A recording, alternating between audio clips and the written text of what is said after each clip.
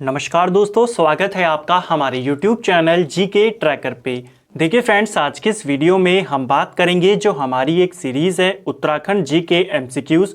Topic wise हम पूरे Uttarakhand GK को यहाँ पे कवर कर रहे हैं। आज हम इस सीरीज़ का 47वां पार्ट यहाँ पे कवर करेंगे। इस पूरी सीरीज़ के माध्यम से आपका पूरा उत्तराखंड का जीके एमसीक्यू के रूप में आप कवर कर जाएंगे टॉपिक वाइज। आज के वीडियो में हम उत्तराखंड के जो प्रसिद्ध पंच बद्री हैं, पंच केदार और पंच प्रयाग, उनसे पूछे जाने वाले प्रश्नों को यहाँ पे कवर करेंगे।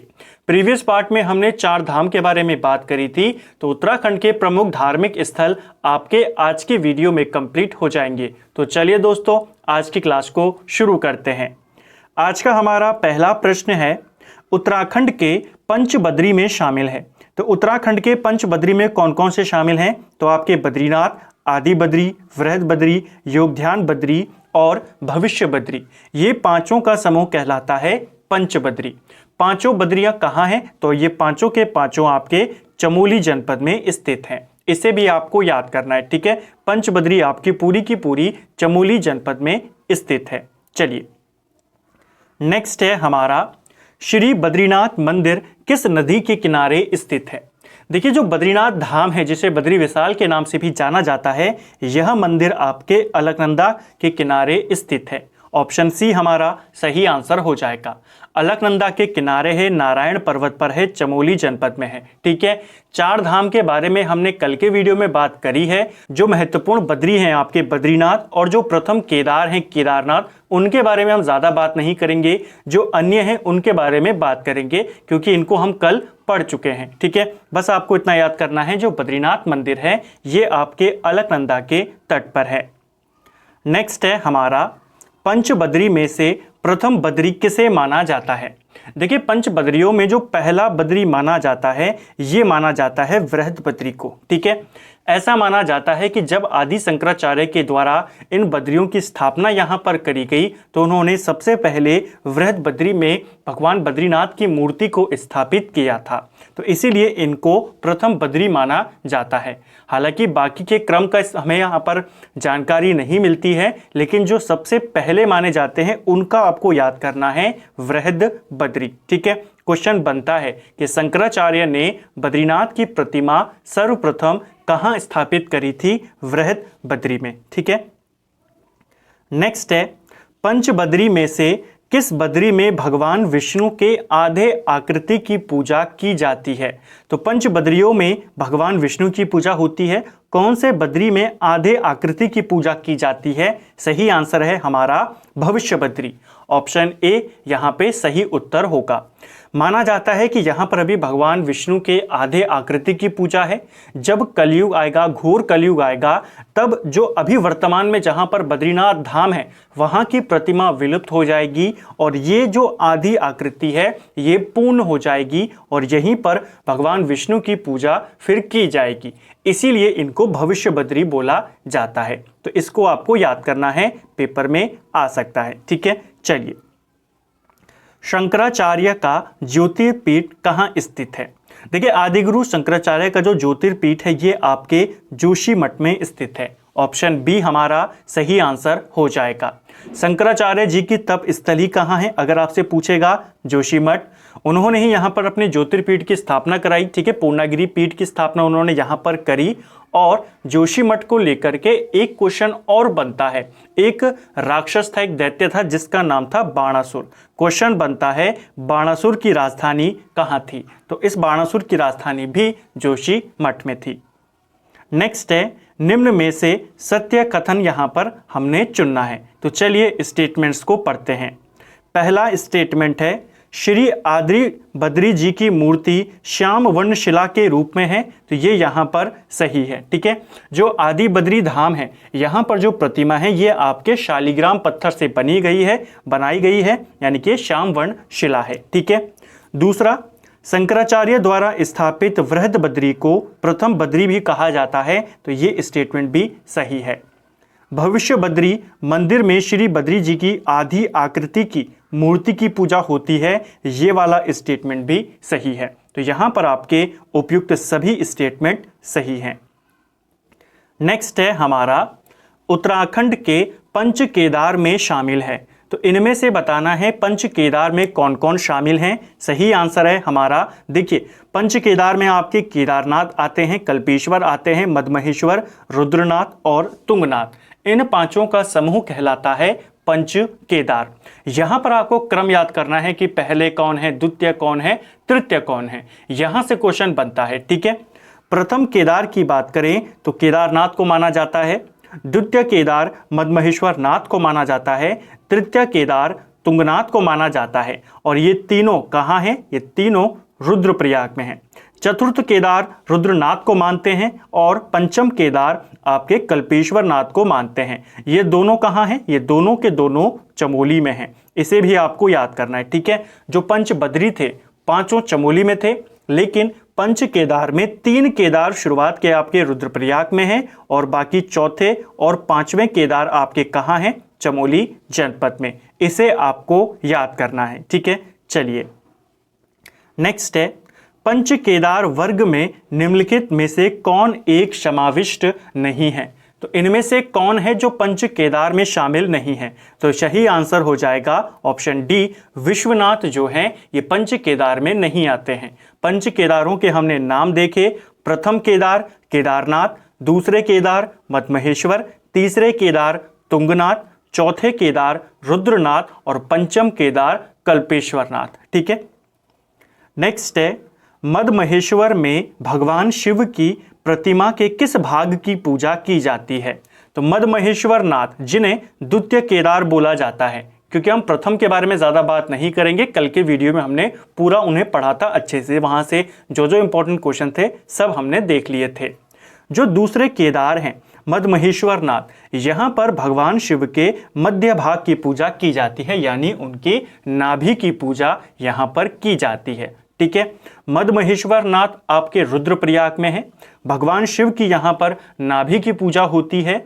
और शीतकाल में मदमहेश्वर जी की पूजा कहाँ की जाती है? तो इनकी पूजा ऊखी मठ का जो ओंकारेश्वर मंदिर है, जहाँ पर प्रथम केदार की होती है, वहीं पर दूसरे केदार की भी होती है।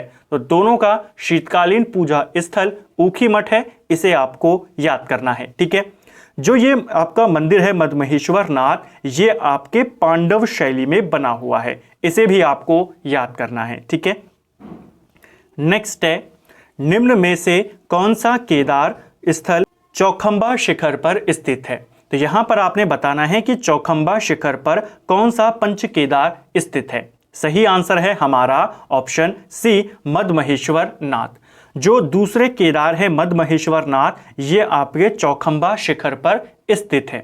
और जो तीसरे केदार है तुंगनाथ, ये आपके चंद्रशिला पर्वत पर स्थित है। इन दोनों के पर्वत आपसे पूछे जाते हैं, मदमहेश्वर नाथ चौखंबा पर और तुंगनाथ चंद्रशिला पर स्थित है।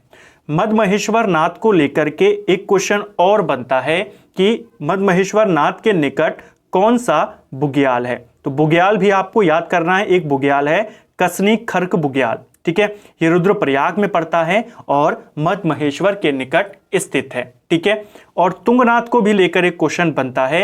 एक ताल है जिसका नाम है देवरिया ताल। क्वेश्चन बनता है देवरिया ताल कहाँ है? ये आपके रुद्रप्रयाग में है और तुंगनाथ के समीप है। ठीक है, भगवान शिव की पूजा नीलकंठ के रूप में कहाँ की जाती है? देखिए, नीलकंठ के रूप में यानी कि उनके मुख की पूजा कहाँ पर की जाती है? तो भगवान शिव के मुख की पूजा रुद्रनाथ में की जाती है। ऑप्शन डी हमारा सही आंसर हो जाएगा। जो ये पंच केदार हैं, पांचों केदारों में भगवान शिव के अलग अलग भागों की पूजा यहाँ पर की जाती है। जैसे जो प्रथम केदार हैं, जिनके बारे में हमने कल बात करी थी, वहाँ पर उनके पृष्ठभाग की पूजा यानी उनकी पीठ की पूजा की जाती है। जो तुंगनाथ है, यहाँ पर भगवान शिव के भुजाओं की पूजा की जाती है। कल्पेश्वर में भगवान शिव के जटाओं की पूजा होती है। मदमहेश्वर में मध्य भाग नाभि की पूजा और रुद्रनाथ में उनके रौद्र मुख की पूजा यहाँ पर की जाती है। तो किस भाग की पूजा कौन से मंदिर में होती है, ये क्वेश्चन भी बनता है, इसे भी आपको याद करना है। ठीक है, इनको जरूर आपको नोट करना है। जो रुद्रनाथ हैं, इनके बारे में थोड़ी सी बात करते हैं। चतुर्थ केदार ये माने जाते हैं, चौथे केदार हैं। इनका मंदिर कहाँ है? चमोली जनपद में है, जैसे हमने ऊपर बात करी, ठीक है। 3 तक रुद्रप्रयाग, चौथे और पंचम केदार आपके चमोली जनपद में स्थित हैं। रुद्रनाथ की शीतकालीन पूजा कहां पर की जाती है? तो रुद्रनाथ की शीतकालीन पूजा गोपेश्वर में होती है। इसको याद करना काफी इंपॉर्टेंट है। जो प्रथम केदार हैं और दूसरे केदार हैं, दोनों की शीतकालीन पूजा ओखी मठ में होती है। जो तीसरे केदार है तुंगनाथ, इनकी शीतकालीन पूजा मक्खू मठ में होती है। जो चौथे केदार हैं रुद्रनाथ, इनकी शीतकालीन पूजा गोपेश्वर में होती है। और जो पंचम केदार हैं कल्पेश्वर नाथ, इनकी शीतकालीन पूजा इन्हीं के मंदिर में होती है, क्योंकि कल्पेश्वर नाथ पंच केदारों में एकमात्र ऐसा केदार है जहां के कपाट कभी भी बंद नहीं होते हैं। 12 महीने यहां के कपाट खुले रहते हैं, ठीक है। बाकी केदारों के कपाट शीतकाल में बंद हो जाते हैं। कल्पेश्वर 12 महीने खुले रहते हैं, शीतकाल में इनके कपाट बंद नहीं होते। बाकी चारों के आपको पूजा स्थल याद करने हैं, ठीक है। रुद्रनाथ को लेकर एक क्वेश्चन और आपको याद करना है। आपको क्वेश्चन बनता है कौन सा केदार पितृतीर्थ के रूप में प्रसिद्ध है? तो पितृतीर्थ के रूप में प्रसिद्ध है रुद्रनाथ, ठीक है। नेक्स्ट है हमारा, निम्न में से कौन सा उत्तराखंड में सर्वाधिक ऊंचाई पर स्थित मंदिर है? तो उत्तराखंड में सर्वाधिक ऊंचाई पर स्थित मंदिर की अगर हम बात करें तो ये है आपके तुंगनाथ मंदिर, ठीक है। ऑप्शन बी हमारा सही आंसर हो जाएगा। तुंगनाथ, जिनको तृतीय केदार बोला जाता है, ठीक है। काफी इंपॉर्टेंट ये क्वेश्चन है, पेपर में बनता है। तीसरे केदार माने जाते हैं तुंगनाथ, ठीक है। ये इनकी अगर हम मंदिर की बात करें तो ये आपके 3680 मीटर की ऊंचाई पर स्थित है, ठीक है। उत्तराखंड में सर्वाधिक ऊंचाई पर स्थित मंदिर है तुंगनाथ मंदिर। इनकी शीतकालीन पूजा मैंने आपको बता दी, मक्खू मठ में होती है। यहाँ पर भगवान शिव के किस भाग की पूजा होती है वो भी हमने देख लिया। यहाँ पर उनके भुजाओं की पूजा होती है। तुंगनाथ मंदिर कौन सी शैली में बना हुआ है? तो यह मंदिर आपके कत्यूरी शैली में बना हुआ है, ठीक है। इसे भी आपको याद करना है। निम्न में से कौन सा केदार स्थल चंद्रशिला पर्वत पर स्थित है? तो ऊपर मैंने आपको बताया चौखंबा शिखर पर मदमहेश्वर नाथ हैं, चंद्रशिला पर्वत पर आपके तुंगनाथ हैं। ऑप्शन ए हमारा सही आंसर हो जाएगा। तुंगनाथ में शिव के किस अंग की पूजा की जाती है? तो तुंगनाथ में भगवान शिव के यहाँ पर भुजाओं की पूजा की जाती है। ऑप्शन ए हमारा सही आंसर हो जाएगा। नाभि की पूजा मदमहेश्वर में, मुंह की पूजा आप जानते हैं रुद्रनाथ में, और जटाओं की पूजा, केश की पूजा कल्पेश्वर नाथ में होती है, ठीक है। उत्तराखंड के पंच केदारों में शिव के विभिन्न भागों की पूजा होती है। निम्नलिखित में इससे संबंधित कौन सा सुमेलित नहीं है? तो यहां पर आपको मंदिर और वहां पर किस भाग की पूजा है वो बताया गया है, कौन सा मैच नहीं करता है। केदारनाथ में पृष्ठभाग, ये सही है। मदमहेश्वर में नाभि, ये भी सही है। तुंगनाथ में पैरों की नहीं होती, हाथों की होती है, ठीक है। तो ये वाला हमारा सही आंसर है। कल्पेश्वर में जटा, ये भी सही है। उत्तराखंड के पंचप्रयाग में शामिल है। तो अब आपको पंचप्रयागों के क्वेश्चन यहां पर मिलेंगे। उत्तराखंड में पंचप्रयाग हैं, कौन कौन इसके अंदर शामिल हैं अगर हम बात करें तो देखिए, पंचप्रयागों में आपका आता है देवप्रयाग, कर्णप्रयाग, रुद्रप्रयाग, नंदप्रयाग और विष्णुप्रयाग। ये आपके पंचप्रयाग में आते हैं। ध्यान रखना, केशव प्रयाग पंचप्रयाग में शामिल नहीं है। हर बार आपको जब भी एग्जाम में क्वेश्चन अगर आएगा कि इनमें से पंचप्रयाग में कौन है और कौन नहीं है, तो आपको वो केशव प्रयाग के साथ ही कंफ्यूज करता है, ठीक है। तो इसको बस आपको याद करना है। इसमें भी आपको क्रम याद करना है, जैसे पंच केदार में था वैसे ही प्रयागों में भी आपको याद करना है कि सबसे पहले कौन सा प्रयाग आता है और फिर ऐसे आगे बढ़ते हुए। सबसे पहले प्रयाग की अगर हम बात करते हैं तो आपके आते हैं विष्णु प्रयाग, ठीक है। दूसरे नंबर की बात करें तो आते हैं नंद प्रयाग, ठीक है। फिर आते हैं नंबर 3 पर कर्ण प्रयाग, और नंबर 4 पर आते हैं रुद्र प्रयाग, और नंबर 5 पर आते हैं आपके देव प्रयाग, ठीक है। इन पांचों में हर जगह पर 2 नदियों का संगम होता है। एक नदी कॉमन है, अलकनंदा, हर जगह पर मिलेगी। उसके साथ साथ कौन कौन सी नदियां हैं वो पेपर में पूछा जाता है। विष्णुप्रयाग में अलकनंदा के साथ पश्चिमी धौलीगंगा मिलती है, जिसे विष्णु गंगा भी कहते हैं। नंदप्रयाग में नंदाकिनी मिलती है, रुद्रप्रयाग में मंदाकिनी मिलती है, कर्णप्रयाग में पिंडर मिल जाती है और देवप्रयाग में भागीरथी मिल जाती है। ठीक है, निम्नलिखित में से कौन सा पंच प्रयागों में सम्मिलित नहीं है? तो देखिए ऐसा ही क्वेश्चन बनता है, केशव प्रयाग पंच प्रयाग में नहीं आता है। कर्ण प्रयाग आएगा, देव प्रयाग आएगा, नंद प्रयाग आएगा, इसके अलावा रुद्र प्रयाग आएगा और आपका विष्णु प्रयाग आएगा। ठीक है, केशव प्रयाग नहीं आता है। नेक्स्ट है हमारा, देव प्रयाग में किन नदियों का संगम होता है? देवप्रयाग ये आपके टिहरी में है और यहाँ पर आपके भागीरथी का संगम होता है अलकनंदा के साथ। ऑप्शन ए हमारा सही आंसर हो जाएगा। ठीक है, यहाँ पर जहाँ पर आपका देवप्रयाग में अलकनंदा और भागीरथी नदियाँ मिलती हैं, यहाँ पर भागीरथी को सास के नाम से जाना जाता है। यहाँ पर इनको सास बहू के नाम से जाना जाता है, जिसमें सास भागीरथी को बोला जाता है और बहू अलकनंदा को बोला जाता है। क्वेश्चन बन जाएगा, सास बहू के नाम से किन नदियों को जाना जाता है? तो देवप्रयाग में भागीरथी और अलकनंदा। सास कौन है जो हमेशा भगाती रहेगी? भागीरथी। और बहू कौन है? अलकनंदा। इसे आपको याद करना है। ठीक है, दूसरी बात जो आपसे पूछी जाती है, लास्ट वीडियोस में भी हमने देखा, देवप्रयाग के बाद ही जब ये दोनों नदियां आपस में मिल जाती हैं, जो आगे बहती है उसे ही हम कहते हैं गंगा नदी। तो गंगा नदी को जो गंगा नाम मिलता है वो देवप्रयाग के बाद ही मिलता है। देवप्रयाग में इन दोनों के संगम के बाद ही मिलता है। ठीक है, ये जो आपके पंच प्रयाग हैं कौन कौन से जिलों में हैं, ये क्वेश्चन बनता है, तो इनको देख लेते हैं। देखिए, जो आपका विष्णु प्रयाग है, आपका नंद प्रयाग है और कर्ण प्रयाग है, ये तीनों के तीनों आपके चमोली जनपद में हैं। ठीक है, रुद्रप्रयाग में ही है और देवप्रयाग आपके टिहरी में है। तो कौन कौन से जनपदों में फैले हैं आपके पंच प्रयाग? 3 जनपदों में है, चमोली, रुद्रप्रयाग और टिहरी। पहले हमने पंचबद्री देखे जो केवल चमोली में है, फिर हमने पंच केदार देखे जो चमोली और रुद्रप्रयाग में है। अब हम पंच प्रयाग देख रहे हैं जो आपके तीनों में फैले हैं, चमोली में है और आपके रुद्रप्रयाग में है और आपके टिहरी में है। ठीक है, नेक्स्ट है हमारा, कर्णप्रयाग में किन नदियों का संगम होता है?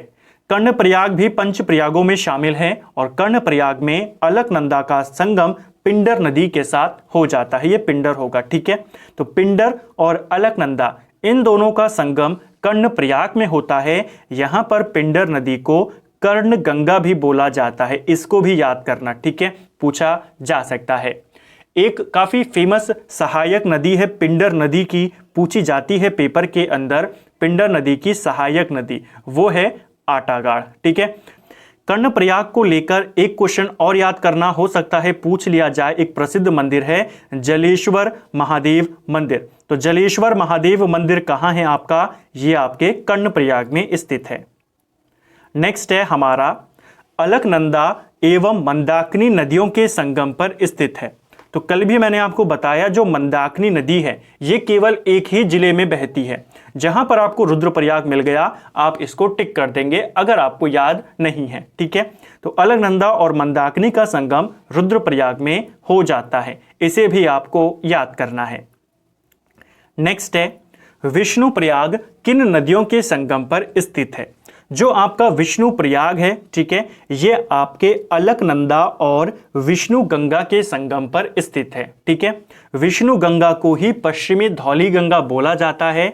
इसी स्थान पर विष्णु प्रयाग पे ही नारद मुनि ने भगवान विष्णु की पूजा करी थी। क्वेश्चन बन सकता है। ठीक है, तो विष्णु प्रयाग में अलकनंदा, विष्णु गंगा, इसी विष्णु गंगा को पश्चिमी धौली गंगा भी बोला जाता है। ठीक है, नेक्स्ट है हमारा, अलकनंदा और धौली गंगा का संगम कहां पर होता है? अब देखिए, धौली गंगा दे दिया, ऊपर हमने विष्णु गंगा पढ़ा, तो इसीलिए आपको इसको भी याद करना है। अलकनंदा और धौली गंगा, जैसे मैंने आपको बोला, इसे ही विष्णु गंगा बोलते हैं, पश्चिमी धौली गंगा है, इनका संगम आपके विष्णु प्रयाग में हो जाता है। इसको भी आपको याद करना है, क्वेश्चन यहां से बन जाता है। तो फ्रेंड्स, ये था हमारा जो हमारी सीरीज है उत्तराखंड जीके एमसीक्यूज, जिसमें हम पूरे उत्तराखंड जीके को टॉपिक वाइज एमसीक्यू के रूप में कवर कर रहे हैं। अभी तक हमने 47 पार्ट इस सीरीज के भी कवर कर लिए हैं, जिसमें हमने हर एक इंपॉर्टेंट टॉपिक के अभी तक जो भी हमारे टॉपिक्स आए हैं सीरियल वाइज हम चले हैं। हिस्ट्री से हमने शुरू किया था, उत्तराखंड का हमने प्राचीन इतिहास, मध्य इतिहास, आधुनिक इतिहास, राज्य आंदोलन, उत्तराखंड का भूगोल, उत्तराखंड का प्रशासन, उत्तराखंड में नदी तंत्र, झील, ग्लेशियर, पहाड़, पर्वत, सब हम टॉपिक वाइज इसी प्रकार एमसीक्यू के रूप में कवर करते हुए आए हैं। अब हमने इससे पहले उत्तराखंड के प्रमुख पर्यटन स्थलों को कवर किया, उसके बाद हमने उत्तराखंड के आज धार्मिक स्थलों को भी कवर कर दिया है। जो नेक्स्ट पार्ट इसका आएगा उसमें हम उत्तराखंड का एक बहुत ही इंपॉर्टेंट टॉपिक उत्तराखंड का भाषा साहित्य उसके बारे में बात करेंगे। वहां से भी आपके काफ़ी सारे क्वेश्चन बन जाते हैं। उम्मीद करता हूं आपको आज का वीडियो पसंद आया होगा। अगर आपको आज का वीडियो पसंद आया है तो वीडियो को एक लाइक ज़रूर करें, अपने दोस्तों के साथ वीडियो को शेयर ज़रूर करें और अगर आप चैनल पर नए आए हैं चैनल को सब्सक्राइब ज़रूर करें। वीडियो आपको कैसा लगा कमेंट बॉक्स में हमें ज़रूर बताएं। Thank you friends.